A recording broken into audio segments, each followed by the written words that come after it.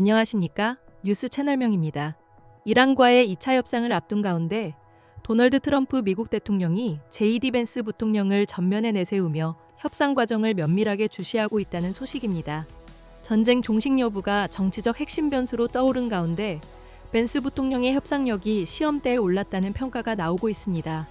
CNN은 현지 시간 16일 3명의 소식통을 인용해 트럼프 대통령이 최근 참모들과 지인들에게 벤스 부통령의 협상 수행 능력을 거론하며 평가하고 있다고 보도했습니다. 특히 2028년 공화당 대선 후보군으로 꼽히는 마르코 루비오 국무장관과의 비교까지 언급한 것으로 전해졌습니다. 현재 벤스 부통령은 이란과의 전쟁 종식을 위한 핵심 중재자로 활동하고 있습니다.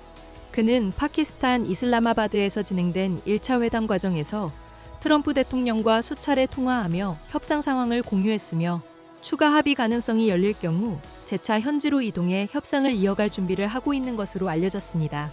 트럼프 대통령은 지난 주말 1차 회담 동안 벤스 특사와 12차례 통화하며 협상 상황을 예의주시한 것으로 전해집니다. 트럼프 대통령은 이달 초 부활절 오찬에서 이란 핵 협상과 관련해 협상이 성사되지 않으면 JD 벤스를 탓할 것이고 성사된다면 공은 내가 가져갈 것이라고 말했습니다.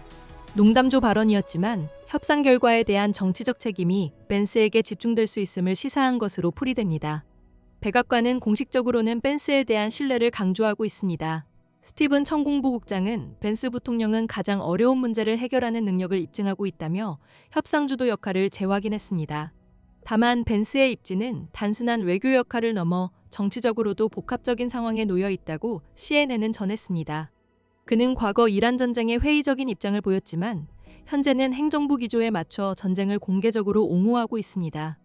동시에 가톨릭 신자인 그는 트럼프 대통령과 레오 14세 교황 간 갈등 국면에서는 절제된 발언을 이어가며 일정한 거리두기도 시도하는 모습입니다. 이 같은 행보는 트럼프 대통령과 보조를 맞추면서도 일정 부분 차별화를 시도하는 것으로 해석됩니다. 벤스 부통령은 최근 조지아 행사에서 젊은 유권자들이 중동 정책을 좋아하지 않는다는 것을 알고 있다. 그 점을 이해한다고 말해 전쟁에 대한 낮은 지지도를 인정했습니다. 이어 모든 사안에 대해 행정부와 의견이 같을 필요는 없다며 더 적극적으로 참여하고 목소리를 내는 것이 중요하다고 강조했습니다. 벤스 부통령은 앞서 1차 협상과 관련해 자신의 역할을 두고 단지 많은 전화 통화를 했을 뿐이라고 언급하며 신중한 태도를 보이기도 했습니다. 이러한 발언은 전쟁에 대한 여론 악화를 의식한 것으로 풀이됩니다. 이러한 상황에서 이란 전쟁 장기화에 따른 경제적 부담도 주요 변수로 떠오르고 있습니다. 유가 상승과 생활비 부담 증가는 미국 내 여론에 영향을 미치고 있으며 이는 중간 선거를 앞둔 공화당의 부담 요인으로 작용하고 있습니다. 트럼프 행정부가 경제 이슈로 초점을 전환하려 하고 있지만 전쟁이 지속되는 한 효과는 제한적일 수 있다는 관측이 나옵니다. 외교 성과 역시 아직은 불확실합니다.